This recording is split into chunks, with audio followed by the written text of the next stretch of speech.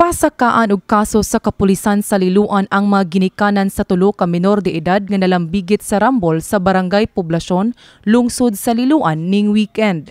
Ang maong mga menor de edad na rescue sa kapulisan dungan sa pagkasikop sa napo ka mga hamtong nga mga miyembro sa usa ka gang sa Liloan. Karon na mo gi-finalize ang mga documents, mga affidavits, and then within this day, i-file na mo ang kaso. Also, ang mga parents, amo pang istorya pa mi sa DSWD kung siya mo pwede nga i-file sa mga parents, sa mga minors, kaya i-filean po na mo kaso.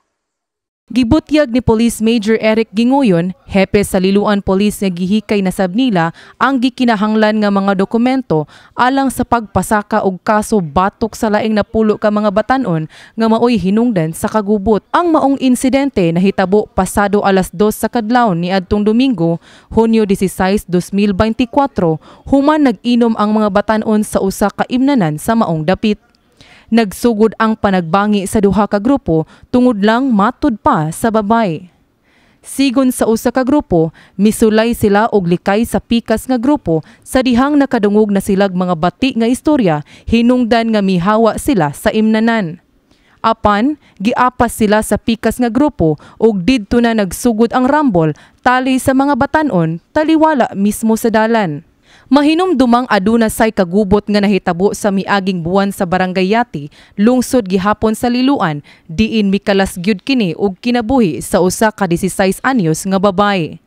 Giklaro ni Gingoyon nga sukad ni adtong maong insidente, mipatuman ang ilang buhatan og mas strikto nga seguridad ilabi na sa mga kadalanan. Apan, matud pa niya na atlan lang nga walay pulis nga nahimutang sa mismong dapit diin nahitabo ang rambol.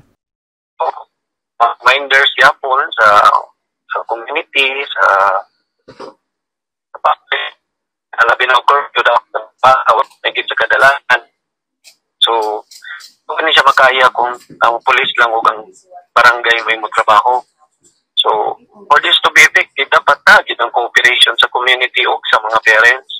Mga parents sa mga minor na tabangan mo nila, na encourage nila ilang mga bata nga dapat narigid sa ilahang residence labi na og curfew hours. Mibutyag sab ang tigpamaba sa Police Regional Office 7 Director nga si Police Lieutenant Colonel Gerard A. Spilare nga adunay laka nga gihimo ang ilang buhatan sa pag-edukar ug pagpahimangno sa mga tunghaan ug ginikanan sa mga kabatan-unan aron malikayan ang mga kagubot lunot sa mga gang. Ang mga kabatan-unan nato aning mga grupuha because they have history of violence already. And crucial ani not only the police, parents, mga guardians, even mga schools nato to be very aggressive in reminding our youth no nga dili mo apil ani. Mipahinumdum ang kapulisan sa lungsod sa Liloan, apil na ang kapulisan sa Central Visayas sa kamahinungdanon sa papel sa mga ginikanan sa pagdisiplina sa ilang kaugalingong mga anak. Gidasig sab sa mga kapulisan ang mga kabatan-unan sa paglikay sa pag-apil sa mga grupo sama sa gang aron malikayan sab ang kagubot og peligro. Kini si Crystal Pipito alang sa May TV Cebu.